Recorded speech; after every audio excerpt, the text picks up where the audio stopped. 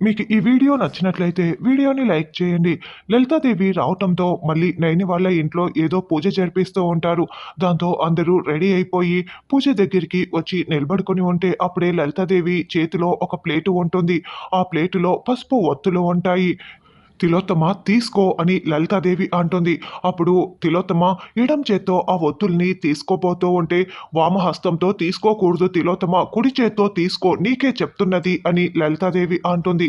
అక్క, కొన్ని రోజులు ఈ గాయమైన చేత్తో ఏ పనులు చేయకూడదని చెప్పారు. కాబట్టి ఇప్పుడు నేను ఎడం చేత్తోనే తీసుకోవాలక్క, ఈ చేత్తో తీసుకోకూడదక్క అని తిలోత్తమ అంటుంది. అమ్మ, అదేమీ పెద్ద బరువైన వస్తువు కాదు కదా, కాబట్టి నువ్వు కుడి చేత్తోనే తీసుకోవచ్చు అని విశాల్ అంటాడు. ఏం పర్వాలేదమ్మా, కానివ్వు, ఆ చేత్తోనే తీసుకో అని విశాల్ అంటే, అవును తిలోత్తమ, నీకే చెప్తున్నది, తీసుకో, కుడి చేత్తోనే తీసుకో అని లలితాదేవి అంటుంది. అప్పుడు నయని అవునత్తయ్య అని చెప్తూ ఉంటుంది.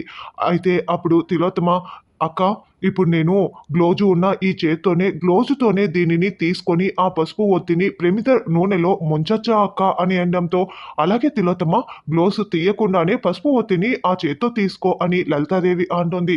అలాగేనని తిలోత్తమ చాలా కష్టంగా చేతిని వణికించేస్తూ ప్లేటు దగ్గరికి తీసుకువస్తుంది. అలా చేత్తో పసుపు ఒత్తిని ముట్టుకొని ముట్టుకోకముందే ప్లేట్‌లో మొత్తం మంటలు వచ్చేస్తాయి. అయ్యో! మంటలు అని లలితాదేవి అరుస్తూ ఆ ప్లేటుని కింద పెట్టేస్తుంది. నైని, నీళ్లు పోయి నైని, మంటలు వచ్చేస్తున్నాయి నైని అని విశాల్ కూడా కేకలు పెడుతూ ఉంటే వెంటనే నైని ఆ మంటలపై నీళ్లు పోస్తూ ఉంటుంది. ఇప్పుడు తిలోత్తమ ముట్టుకోగానే మంటలు ఎందుకు వచ్చాయని లలితాదేవి ఆ గ్లోవ్స్‌ని తీయించేస్తుందా అన్నది రానున్న ఎపిసోడ్‌లో తెలుసుకుందాం.